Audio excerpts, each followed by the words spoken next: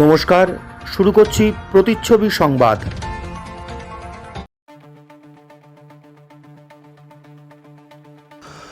সদ্যজাত শিশুর মৃত্যুকে কেন্দ্র করে উত্তেজনা বগুলায়।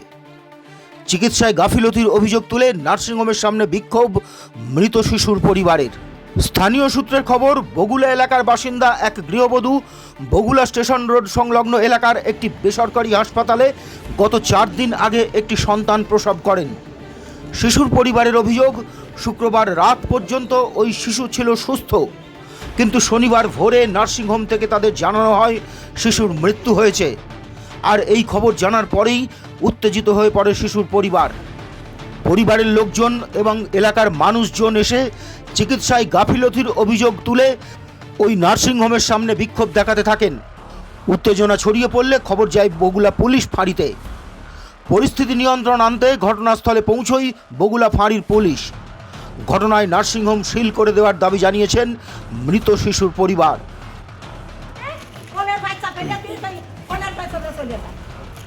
আমার ভাষা শিখো, আমি আরাম 200 লোক চলে প্রতিদিন চলাই 200 লোক,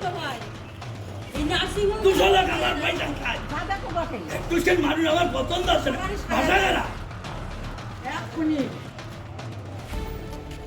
কিচ্ছু হবে না, কারেন্ট চাই। ওরে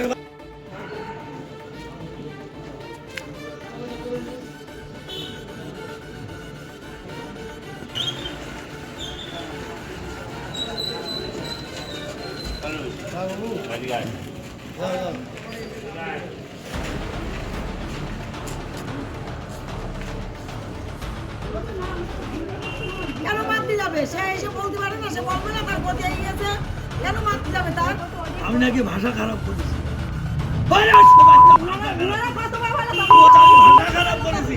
আমার এক অঙ্গ চলে গেল, তোমাদের ভাষা খারাপ করেছি। আমার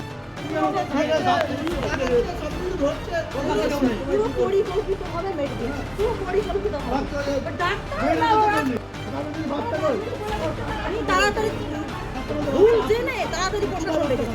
তোদের অন্যায় না, তোর প্রশাসন আসবে কেন?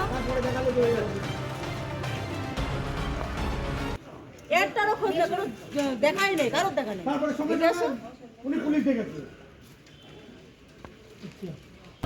দে আমার ছেলে দে, আমি 1 কোটি টাকা দিয়ে যাচ্ছি এখান থেকে। দে আমার বাচ্চা দে, দে আমার বাচ্চা। বাচ্চা বলে কি ভাষা খারাপ করেছে, ভাষা খারাপ করছে তো ঢাকা দিবা গেল গা ঝাল হয়েছে। এখন লুকিয়ে আছে কিসের জন্য? আমার বাচ্চা এখানে কালকে পর্যন্ত সুস্থ ছিল। সারা রাত্রে আমরা দেখে গেছি, আমাদের 6টা পর্যন্ত আমাদের দেখতে দেয়, তত পর্যন্ত আমরা এখানে ছিলাম। বাচ্চার ডাক্তার এসে দেখেছিল বাচ্চাকে, সেই অবস্থায় ডাক্তারবাবু বললো সব ঠিক আছে, কোনো অসুবিধা নেই।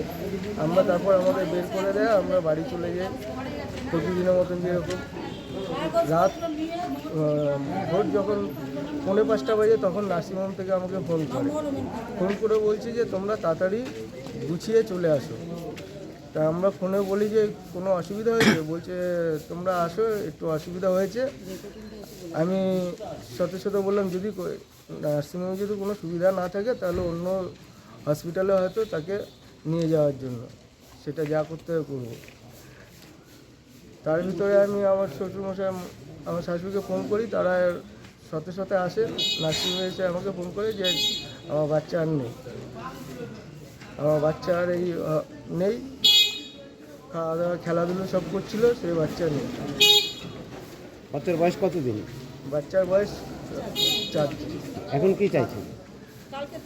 এখানে পরিষেবা বলতে এখানে তো প্রথম কথা হচ্ছে ফোন আমি দিয়ে গেছিলাম, ফোন আমাদের ফেরত দিয়ে দিয়েছে। কোনো অসুবিধা আমরা এইখান থেকে কাউন্টার থেকেও আমাদের কোনো সময় জানায়নি। ও ফোন করতে চেয়েছে, তাও করতে দেয়নি।